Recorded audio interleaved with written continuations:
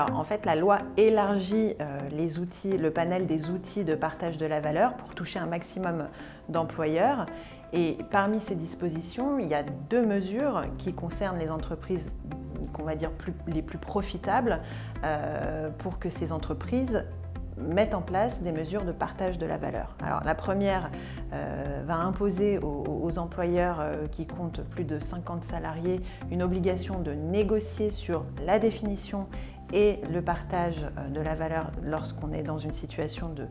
résultat exceptionnel. Et la seconde concerne les plus petites entreprises et impose à ces entreprises la mise en place de dispositifs de partage de la valeur.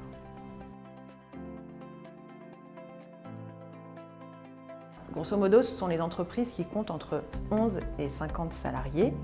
et qui ont un bénéfice fiscal net supérieur ou égal à 1% de leur chiffre d'affaires sur 3 exercices consécutifs. Il s'agit également des entreprises qui ne sont pas couvertes par l'obligation de mettre en place un système de participation dit obligatoire. Alors attention toutefois, parce que les entreprises qui ont atteint le seuil de 50 salariés mais qui ne sont pas encore sujettes à l'obligation de mettre en place un système de participation obligatoire peuvent être concernées par la mesure.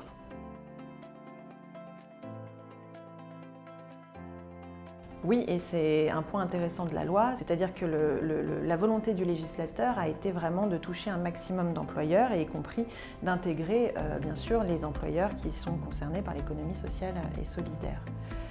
Donc dans ce cas-là, il s'agit d'une structure qui va dégager non pas un bénéfice net, mais un résultat excédentaire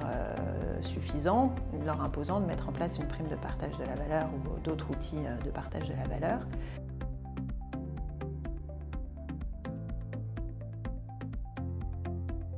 Alors, dans les entreprises qui sont dotées au moins d'un délégué syndical et qui sont également soumises à l'obligation de mettre en place un régime de participation, c'est-à-dire celles qui comptent plus de 50 salariés sur 5 exercices consécutifs, eh bien, la loi impose une obligation de négocier la définition et les conséquences d'une augmentation exceptionnelle du bénéfice net fiscal de l'entreprise. Les entreprises devront donc soit verser une somme d'argent sous forme de complément de participation ou d'intéressement ou engager des négociations sur, par exemple, un intéressement si l'entreprise n'en est pas dotée ou le supplément de participation ou encore la mise en place d'une prime de partage de la valeur.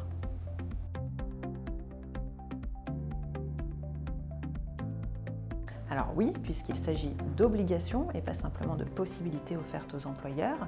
Il faut tout de même préciser l'absence de caractère réellement coercitif de ces dispositifs, puisque la loi n'a pas prévu de sanctions en cas de manquement. Pour autant, moi j'invite vraiment